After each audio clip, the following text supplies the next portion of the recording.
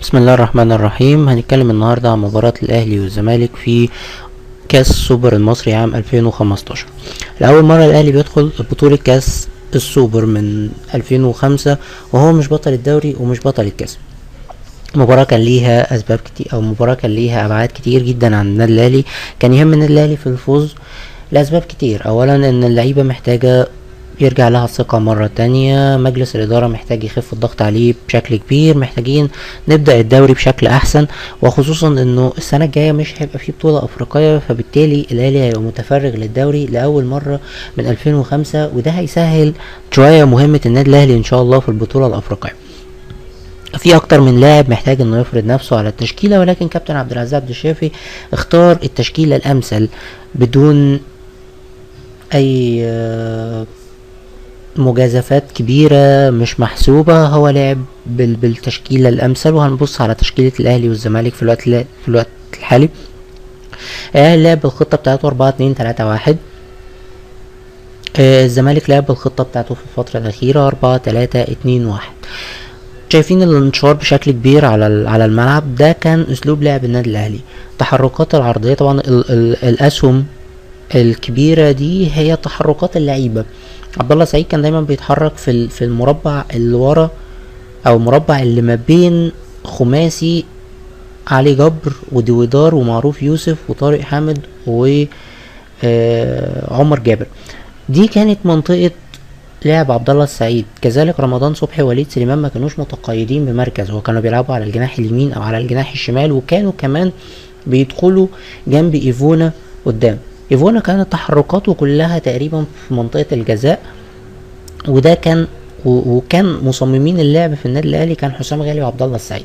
وكان دايما طرق اللعب في النهايه او اساليب اللعب في النهايه كانت بتنتهي عند الحته اللي ورا دويدار، ودي كانت نقطة الضعف امبارح عن نادي الزمالك، الحتة اللي ورا ودار وطلبة.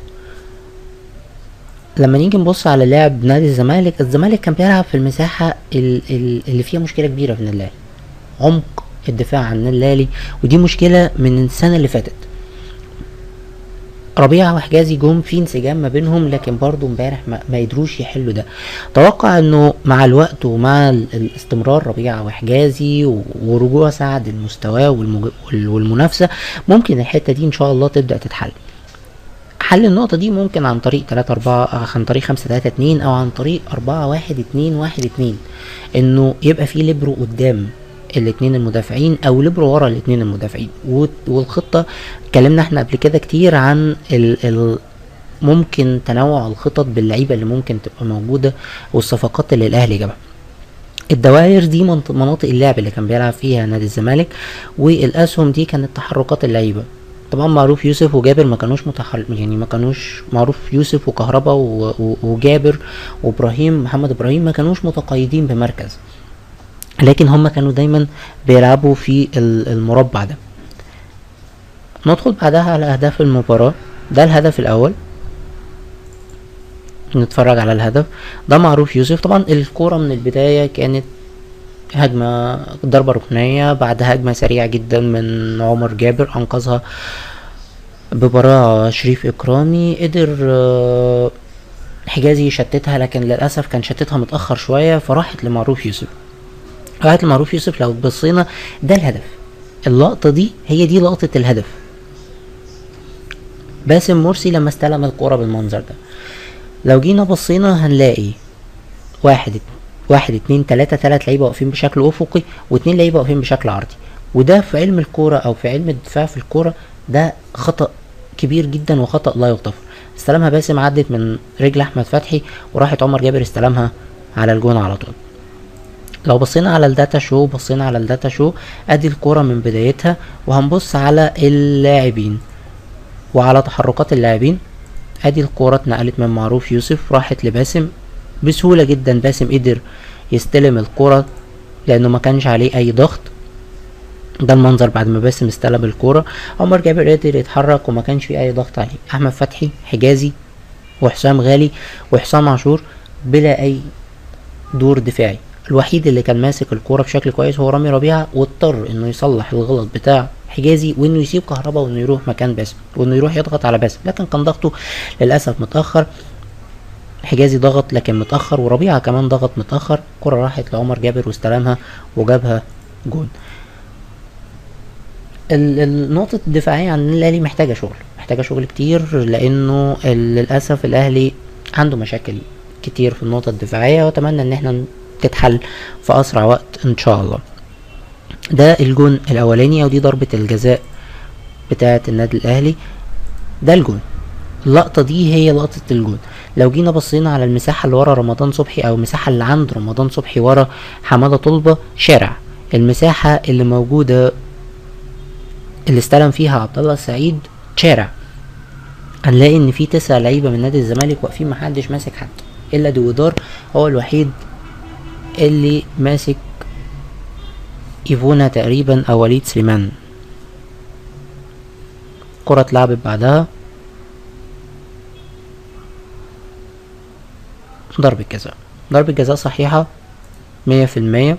ما نيجي نبص على الداتا شو، هنتفرج على تحركات اللاعبين.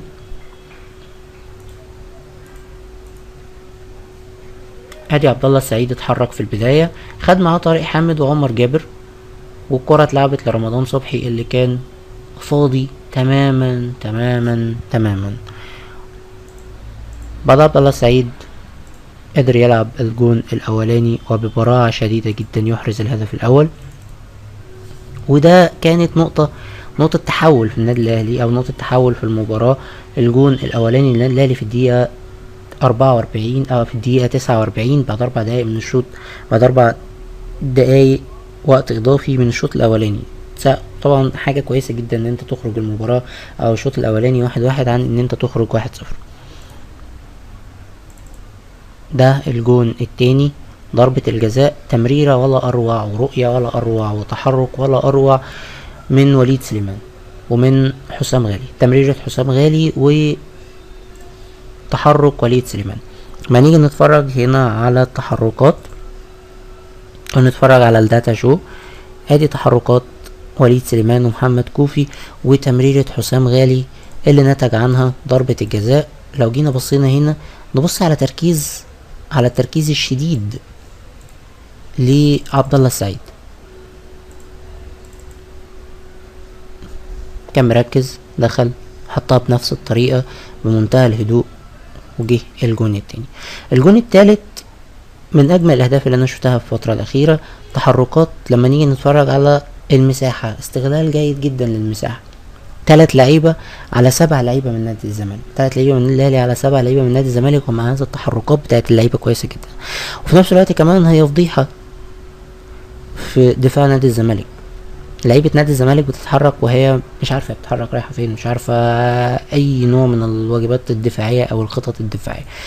ده مؤمن زكريا استلم الكورة وخدها وقطع بيها وجري في نص الملعب، وقدر انه يباصي كورة للفاضي تماما. رمضان صبحي اللي استلم واستريح جدا جدا جدا ورفع. بص على تحركات ايفونا، لو بصينا على تحركات ايفونا خد معاه 3 لعيبة في البداية، وبعدين فضل مساحة تماما لمؤمن زكريا اللي جاي من ورا، ومفيش اي حد لان في 2 مع رمضان صبحي، واللعيب الوحيد اللي ممكن يغطي الكورة بعد ما هترد منه هو محمد كوفي، ملتزم مع ايفونا. الجون ده ايفونا مشارك فيه بنسبة كبيرة. بص كمان ايفونا وقف قدام احمد الشناوي، صعب كتير من حركة احمد الشناوي ومن رد فعل احمد الشناوي. طبعا هي الكورة كانت صعبة تماما على احمد الشناوي، لكن الجون ده كمان مر بمراحل كتير. لما نيجي نبص مرحلة من البداية خالص، تحرك مؤمن زكريا وتحرك ايفونا اللي خد معاه كوفي، وفضل مساحة لرمضان صبحي اللي اتحرك في المساحة الخالية. بعدها طارق حامد وديويدار وطلبة ضغطوا على مؤمن زكريا، لكن كان متأخر جدا، ومصطفى فتحي على ما رجع كان متأخر قوي قوي قوي قوي انه يضغط على رمضان. ادي الكورة كانت مع رمضان، وادي الثلاثي الدفاعي اللي كان واقف، واحد ماسك ايفونا و2 ضاغطين على رمضان صبحي اللي هو كان احمد توفيق ودويدار. كرة رجعت لمؤمن زكريا اللي استلمها وهو فاضي تماما تماما تماما، واحرز الهدف الثالث.